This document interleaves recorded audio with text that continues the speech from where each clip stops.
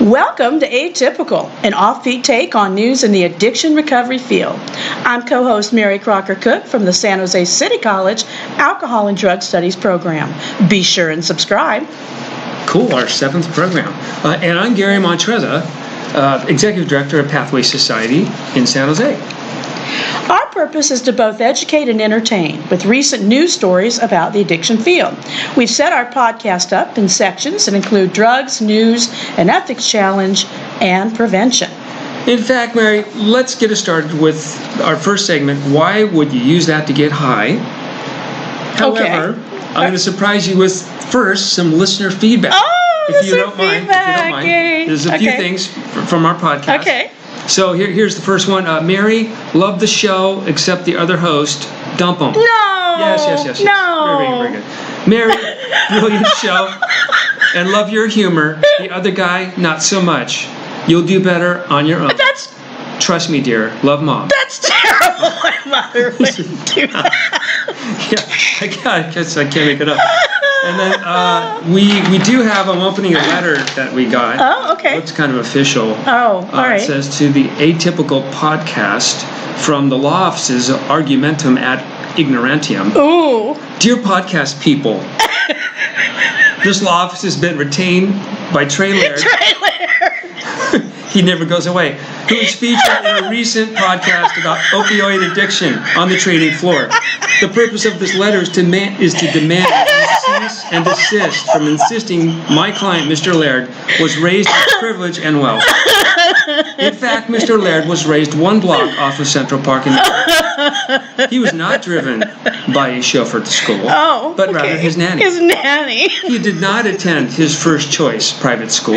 Okay. Instead, he was forced to attend his second choice private school. Oh. A decision that left an enduring trauma in his life. That's terrible. And that he calculates cost several $1 million of lost income over his lifetime. Oh. In short, Mr. Laird did not have a rough upbringing.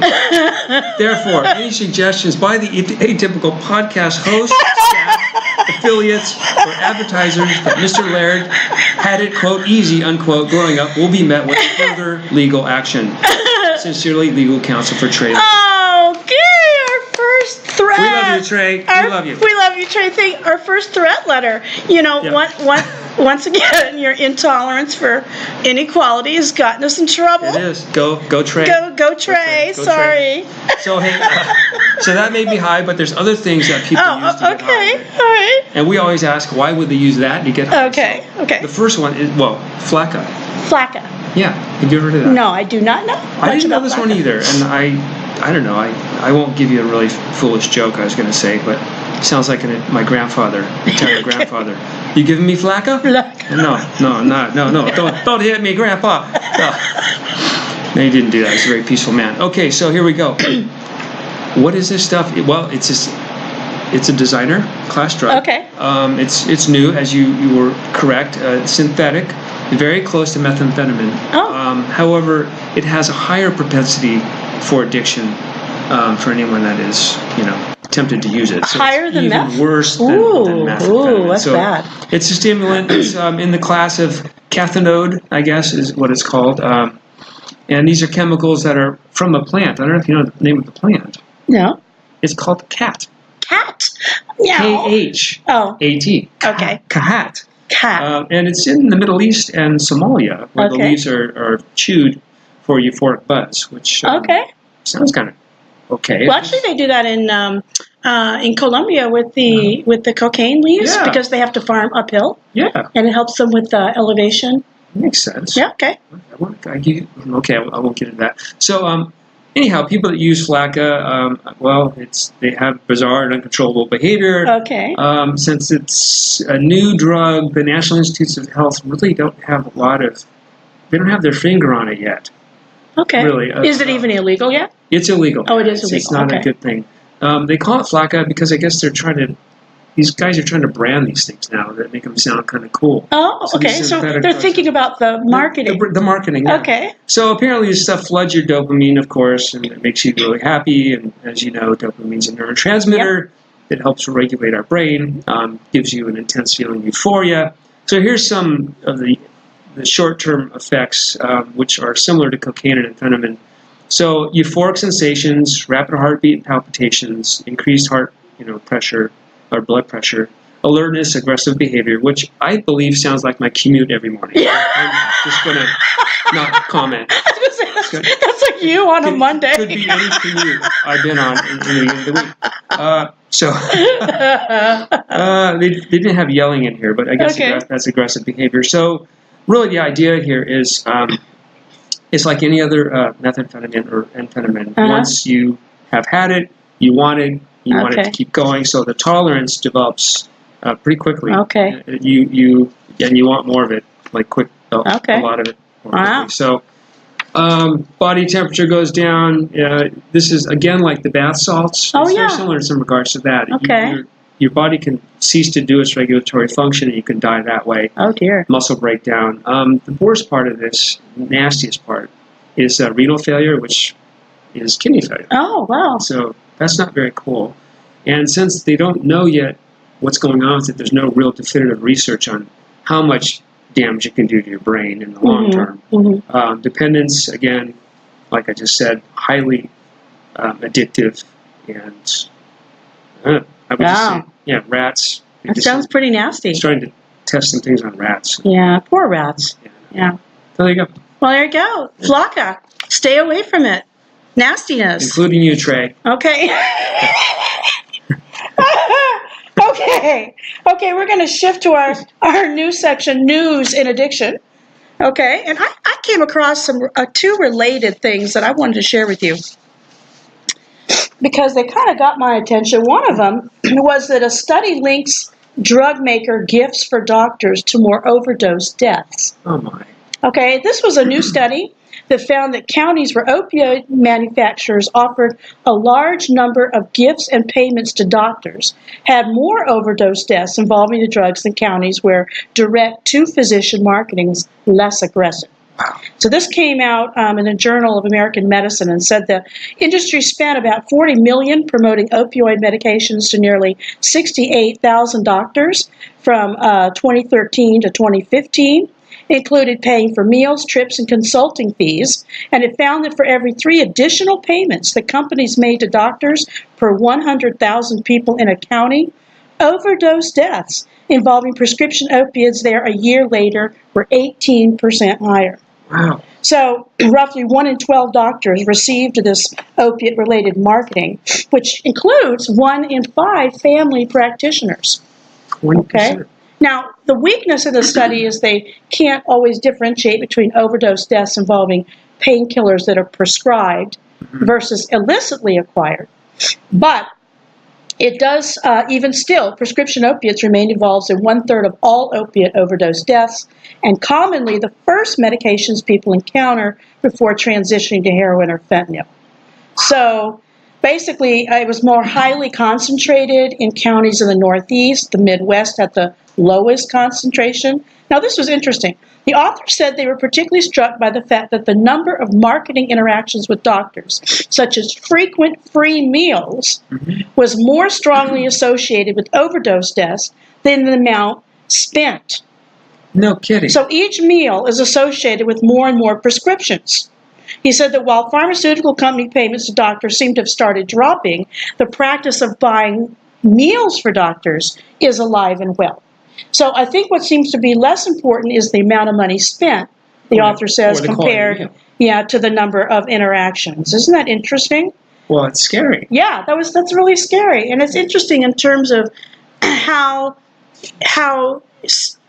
and I can think about this even as a therapist, because over the years I've been to these kind of, free lunches and meals and things like that. And it's, it's true that the more frequently you encounter the organization, the more,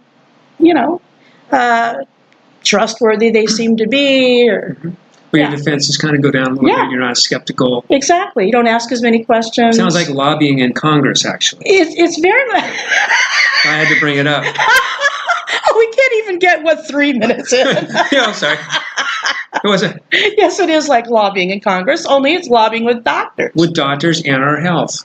Yeah. So anyway, I thought that was interesting. I thought it was interesting they even did that study.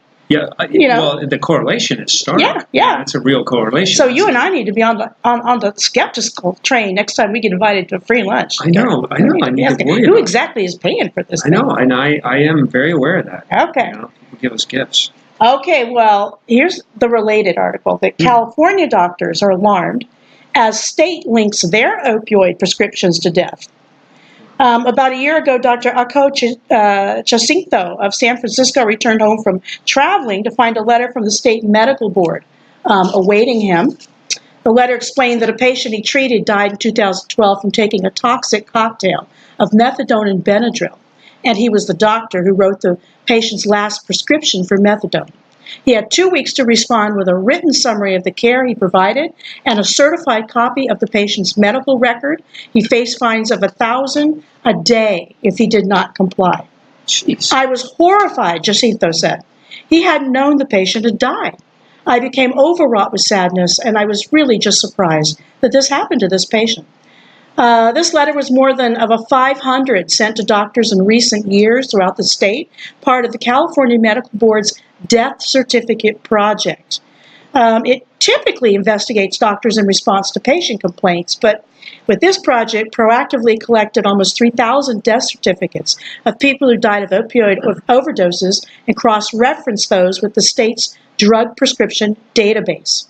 So investigators are going back 3 years to identify any doctors who may have prescribed the drugs inappropriately, even if it was not the fatal dose, and send them letters.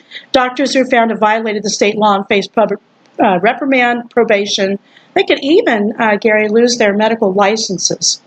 Now, here's why this is sort of weird. It wasn't until 2016 that the CDC issued guidelines for prescribing opioids, telling the doctors to start with low dosages and increase slowly, and when possible, use ibuprofen instead. But back in 2012, doctors like Jacinto were being admonished to never leave a patient in pain. The California Medical Board's own guidelines from 2013 advised doctors that for certain types of pains, opiates were the cornerstone of treatment and should be pursued vigorously. It actually says that no physician will receive disciplinary action for prescribing opioids to patients with intractable pain, Jacinto said. Now, the medical board is using death certificates from that same period to go back and discipline these doctors. Now, interestingly, Jacinto, in the last 6 years since this patient died, has totally revamped his practice. He saw the opioid crisis coming.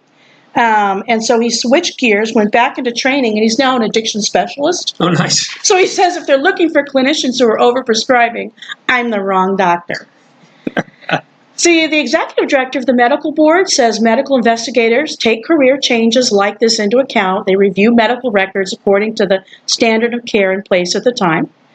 We understand just because a patient has overdosed, that doesn't mean the care and treatment provided was not appropriate, but the board is only punishing doctors who actually broke the law, a clear and repeated pattern of inappropriate prescribing without performing a history, no medical or physical exam, no testing. In fact, some doctors didn't even provide informed consent. They don't have treatment plans or objectives. They just kept prescribing and prescribing. So we would never be able to do that. No. So investigators so far have looked at about half of the 500 doctors originally identified. The majority are cleared, and there's been formal accusations against 25 doctors. But there's hundreds of doctors still waiting more than a year later. It's unclear if the overall effect of the project will be good for patients. Some doctors have been so frightened by the letters, they've lowered their patients' opioid doses or cut them off completely. And doctors are telling their chronic pain patients, find another doctor. Wow, so the pendulum is swinging back. So it's going way back, and in fact, it's scaring doctors into not prescribing opioids, and that's not an ethically way to go forward. So, in fact, that's been true in other states. Doctors in North Carolina, Massachusetts also reacted like that, refused to treat chronic pain patients, and when the medical board there began proactively investigating doctors who prescribed high levels of opioids, or if they'd had 2 patients die of an overdose the previous year. So anyway, I had heard about that from a client of mine that I still have contact with once a month who lives in Wisconsin. And she had encountered that after surgery, where because she had years before been an alcoholic, they said to her, nope, we're not going to give you opioids. And so, yeah. Wow. What an enlightened perspective on the part of the medical profession. That's interesting. Yeah. I mean, I do feel for docs in some regards, not much, but some. They're caught betwixt and between. They are. They're getting it from all sides. The regulatory side, do this, don't do that, and then maybe this is a good entree in our second part here. Yeah. Oh, you know challenge. what? Okay. All right. Let's see. What do you think? All right. So, ethics challenge. Addiction challenge. counselors acting badly. Yeah, acting badly. And, if you are an addiction counselor or you know one and love one, get out your CCAP ethics code. Okay. If you have it at the ready. And we will have a link for this at our Atypical. I love this section. Link. And so, look, I'll read this story. Okay. But I think it's very related. Okay. To what we were just talking about. So that's why we can just talk about all three of them at the same time. All right. So talk about the pressure that docs are getting under, and here's what we're up against, right? Here's the problem. You talk about meals, trips, gifts, and all that stuff. Right. And about, what was it, 1 to 12 ratio of docs overprescribing. Forget the meals, forget the trips, forget the gifts. Okay. We're talking stripper turned pharma exec gave doctor a lap dance to get him to prescribe drugs. Forget the free meal. Forget that. We're going to lap dance. Meal. The frequency of meals. I think we're talking about the frequency of lap dances. Okay. You can't make this up. All right. Dr. Paul Madison, a friend of Trey Laird, is suspected in taking more than $70,000 of bribes from a drug company to churn out prescriptions for its highly addictive fentanyl. Not just fentanyl, fentanyl spray. Fentanyl spray, that's That just should be illegal. Oh, that's bad. Okay. Yeah, so they wanted them to focus on more than just that, though, because this was really a whole apparatus that was being used to coerce these docs into getting kickbacks and kind of these, they're calling them dodgy tactics to get the doctors to increase. Okay. Yeah, dodgy. Yeah. I would say salacious. Maybe. That's a fancy word. So here's the thought. A single patient using the drug can produce 6 figures of revenue. Did you see that? Say that again. In other words, so in the name of profit, according to the New York Times, a single patient using the drug can produce 6 figures of revenue. So in other words, one patient. Yes. 6 figures. So that means hundreds of thousands of dollars. Oh my goodness. For someone who's not being very cool. So of course, as you know, this is very highly addictive. And here's the tactic they used. They hired attractive sales reps in their 20s and 30s, encouraging them to, I'm not making this up, stroke doctors' hands while begging them to write prescriptions. Oh, wow. Isn't that nice? It gets better, though. Oh, because obviously it moved on from just stroking their hands and begging them to a lap dance. Oh, my goodness. So in court, obviously this company is in big trouble. Everyone's in big trouble. There's kickbacks going on. Really? Are you kidding me? Hefty speaking fees at the meals. They talk about it in here as well.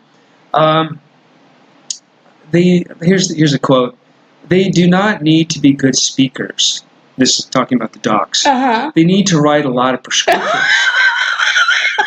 So they can be really boring. You see what this is all about?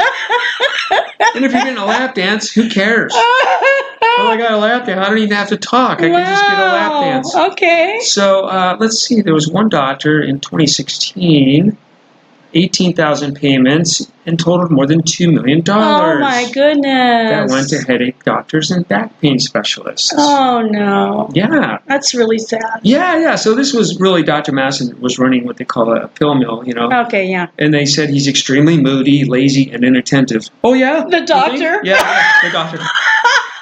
Yeah. Moody, lazy, and inattentive. All right. Probably why he's in a strip club. So anyhow, the prosecutors say this person, her name, Sunrise Lee, and I'm not sure if that's Sunrise. I'm not sure if that's a stage name or not. I like it though. Took a close interest in his practice. This is Dr. Madison. Okay, the lazy and attentive one. Yes. Okay. And moody too. And moody. She was a former dancer at a Florida strip club.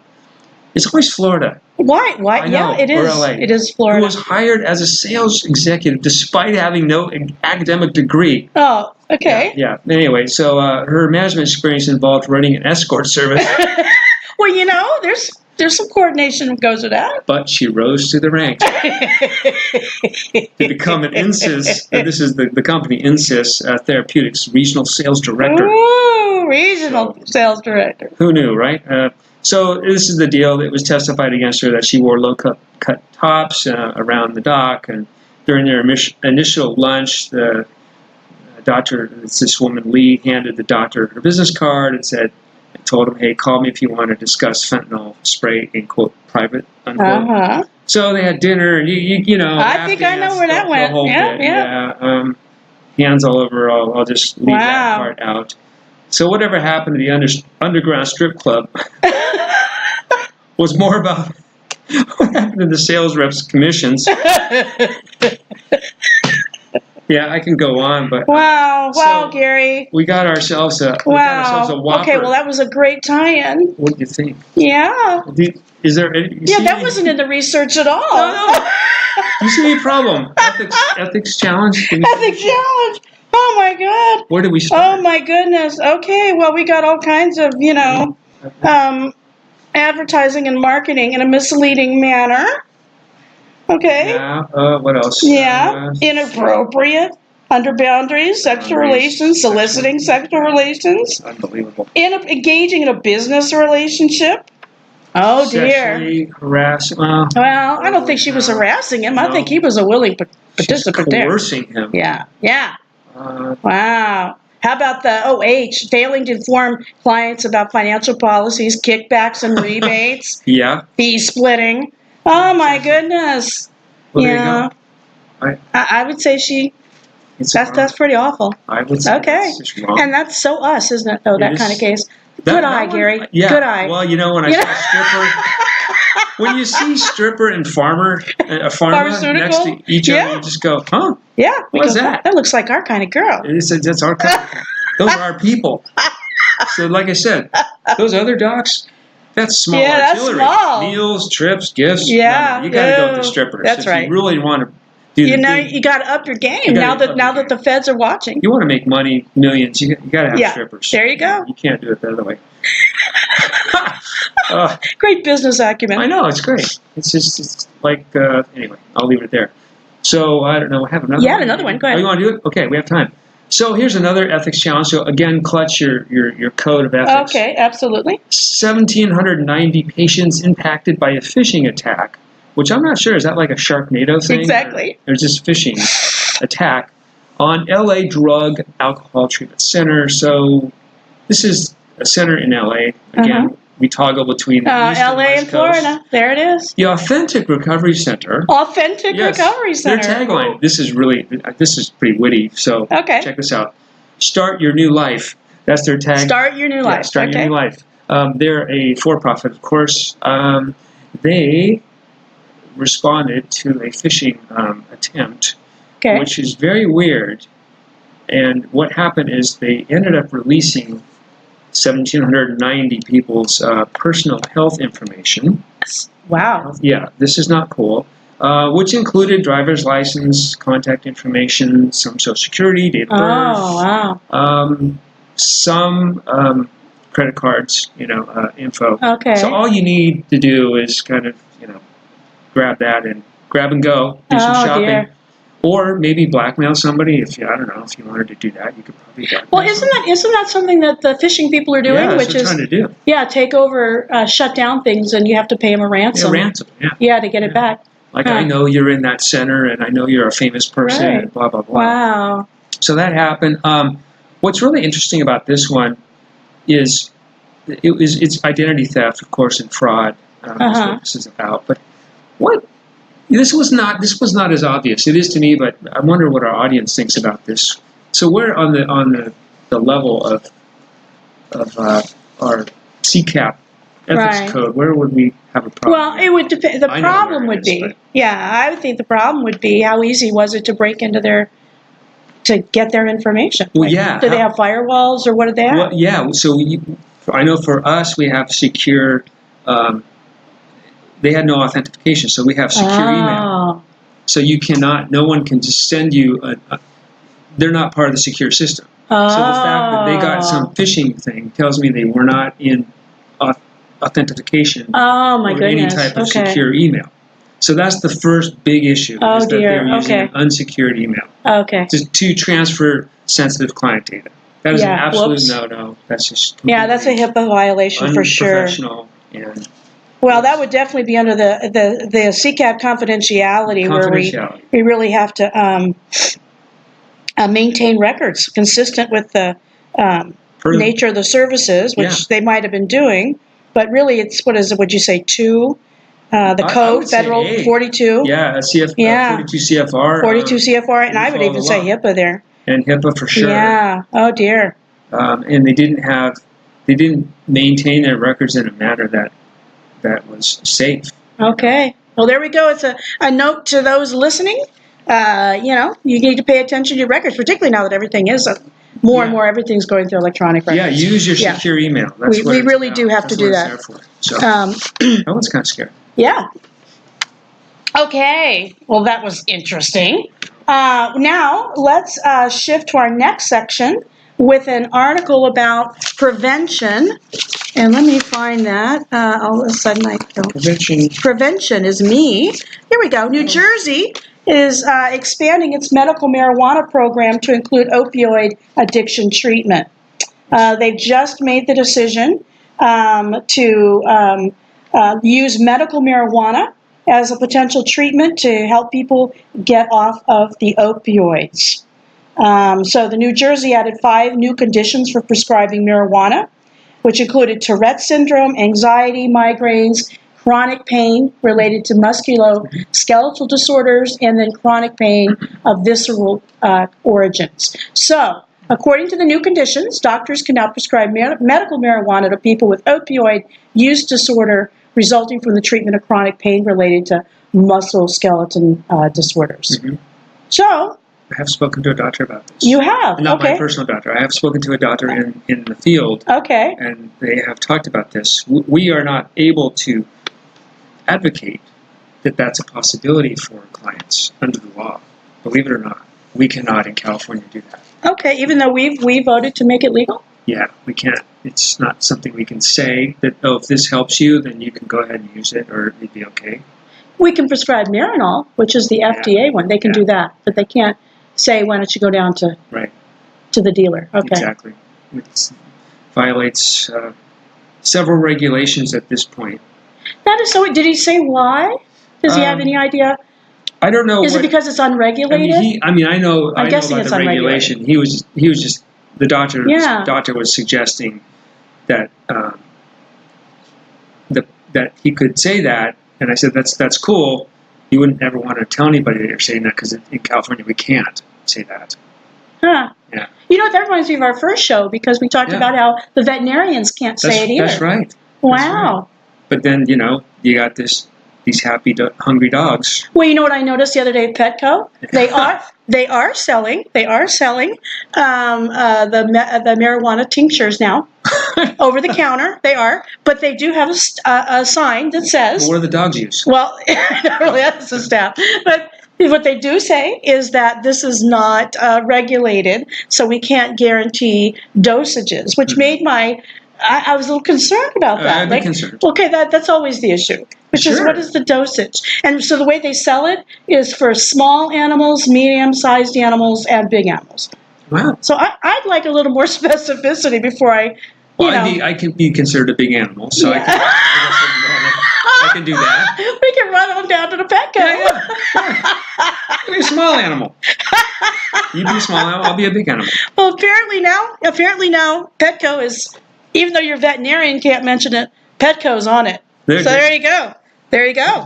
They've gone to the dark They've gone it. Okay. Indeed. Well, we knew, every industry in the world now that thing's legal is going to be getting in on it. They're going to be getting right. It. So it's it's bringing up so many interesting things, and maybe this is for a future program where we talk about pain and symptom management, and I find it so interesting in our modern society. We have so many people that are in more pain than ever in our history. It seems like. Yeah.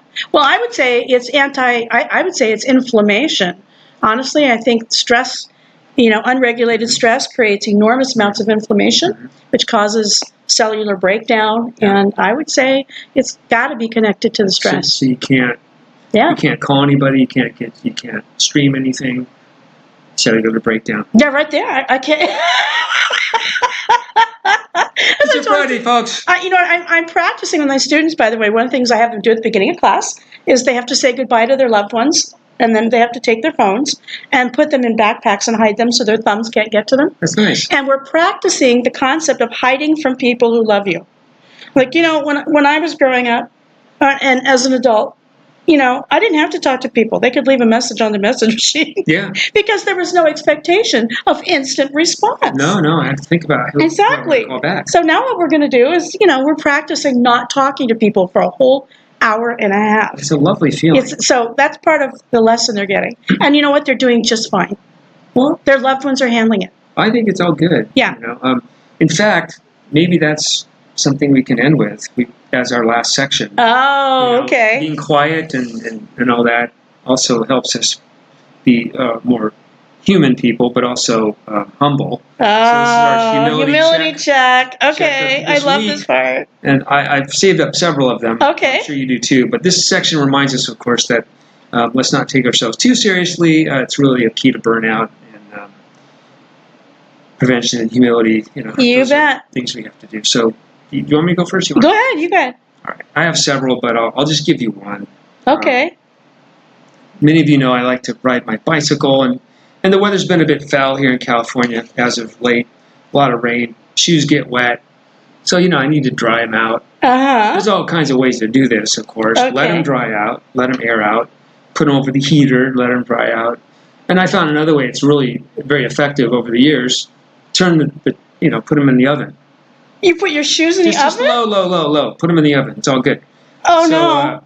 I had a buddy I was going to go for a ride, and I better dry these out. Uh-huh. And because I don't want to be in wet shoes when I go for the ride, so I'll just put them in the oven. Uh-huh. And I did. And they were also a little bit dirty, so I thought I'd clean them up and get them nice, And I did that, and all's well, They're dry. I put them on, and the inside had melted. Oh, no. And was in these little ridges of hardness hitting my toes. Oh. And it's too late. I have to go meet my buddy. I don't have time to put the shoes in there and try to reform the inside. And you only have one pair of shoes. Well, yeah. Oh, wow, Gary. Okay. So I said, yeah, let's go to ride. Hey, can we keep it kind of short today? Maybe short. I have Richie's shoes. I don't want to do it long. Oh, no. I told him what happened. He's like, what, are you kidding me? I go, yeah, no. Yeah, I bent my shoes. Oh, so Gary. I had to put them back in the oven and then take them out and reform them. Did they work? Yeah, it worked. Oh, my goodness. Sort of. Okay. I need new shoes. So, yeah. Oh, that's expensive. That's ridiculous. An expensive mistake. That is ridiculous. Yeah, it was really bad. I'm so sorry. Yeah, me too. Yeah. Okay. Well, I have two related ones because it's just because they happened on the same day, Gary. This is very sad. Okay. So as you know, I got back from being overseas, and I was a little jet lagged, to be fair to myself. I think so. It was Monday morning, and it was the first day of school, and so I was thinking, well, I better get up a little early and get myself kind of centered, because I was going to have to teach for 3 hours, and I had brand new crop. And so I got up a little early, but I wanted to wear this black skirt, and I thought, well, I can't sit around in my black skirt, because I have, the cats are going to want to sit on me while I'm watching MSNBC. So, go, Rachel. Because that's how we start. Okay, so I took off my skirt, put it on the chair, and then they sat around, so we sat around on my lap, on the Afghan. And then I realized what time it was. I thought, oh, I need to get going. So I bustled my stuff out, and I'm getting in the car, and I'm thinking, damn, it's cold out here. And I looked down, and of course, Gary, I was wearing no pants. No.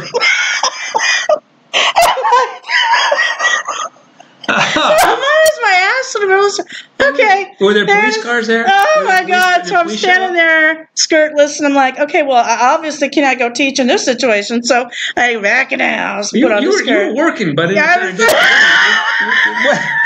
so I'm like, okay, well, that's some stupid shit there. But anyway, that's all right. I remembered the skirt, which would save me. Okay, so I went on and I taught. I went on and I taught school, okay, and then that afternoon I had a client that night, and so I had brought a little prize back for one of my coworkers, and so I saw her down the hall, and I said, "Oh, good, oh, good, there she is," because she's only there 2 nights a week, and so I head down the hall and I call her name, and we're talking as I'm walking all the way down the hall, and I must have stepped on the bottom of my skirt because suddenly my skirt was again down around my ankles, Gary. I looked at her and said, that time the police showed up, right? I said, obviously, I'm glad to see you.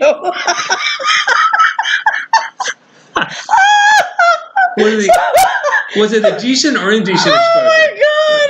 So I immediately picked up my skirt, and I just thank God that clients did not catch me like that, because that would have been very, very embarrassing, Gary. No, yeah. Anyway, fortunately, go on handcuffs. That was a bummer. So clearly, I was having some serious. Did you ever work for a pharma company? Pharmaceutical company?